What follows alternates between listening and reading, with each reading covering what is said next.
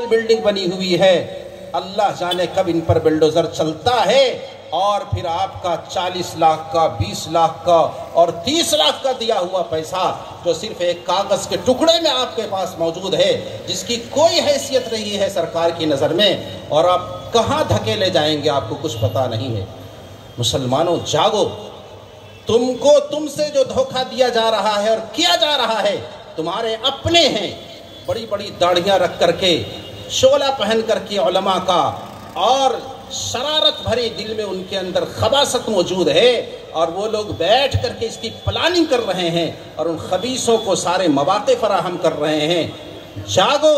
اگر اب بھی نہیں جاؤ گے تو مٹ جاؤ گے، تمہاری داستان تک بھی نہ ہوگی داستانوں میں۔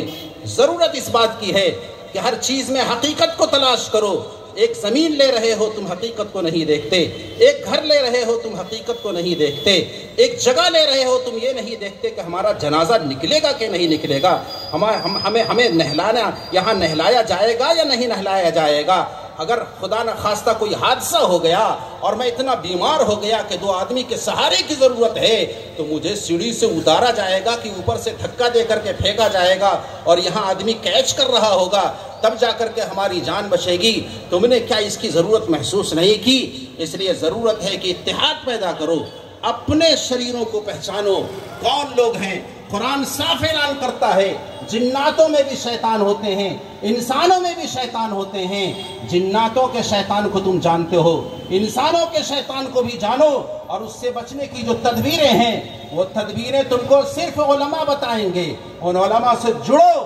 اور ان کو ہر حال میں ختم کرو۔ وہ جو غلط چیزوں کی طرف جو آپ جا رہے ہیں، جو بدعملی کی طرف آپ جا رہے ہیں، جس بے چینی کی طرف آپ جا رہے ہیں، اور جس بددیانتی اور خیانت کی طرف آپ جا رہے ہیں، جس کی وجہ سے آج لوگ آپ سے نفرت کرنے لگے ہیں، آپ ان چیزوں سے بچیے، اچھا مسلمان بنیے، امن و شانتی پیدا کرنے والا مسلمان بنیے، خیر خواہی کے جذبے والا مسلمان بنیے، اور ایسا بنیے جس کو حدیث میں بیان کیا، المسلم من سلم المسلمون من لسانہ و یدہ۔ مسلمان وہ ہے جس کی زبان سے، جس کے ہاتھ سے، جس کے اعضاء اور جوارح سے دوسرا انسان محفوظ رہے۔ اللہ کے نبی نے فرمایا وہ شخص مسلمان ہو ہی نہیں سکتا جس کا پڑوسی اس کے شر سے محفوظ نہ رہے۔ پھر ہم کیسے مسلمان ہیں کہ ہمارا مسلمان پریشان حال ہے، ہمارا ساتھی پریشان حال ہے، ہمارا پڑوسی پریشان حال ہے، چاہے وہ پڑوسی کوئی بھی ہو، مسلمان ہو یا غیر مسلم ہو، وہ ہمارا بھائی ہے، اس کے ساتھ اچھا برتاؤ پیش کرو۔ اللہ کے نبی کی حدیث ہے، حضرت اللہ کے نبی نے فرمایا کیا تم نے یہ جو بکرا ذبح ہوا تھا، اللہ کے نبی کی ایک صحابی ہے حضرت عبداللہ ابن عمر، انہوں نے کہا یہ جو بکرا ذبح ہوا ہمارے یہودی پڑوسی کو تم نے ہدیہ کیوں نہیں بھیجا؟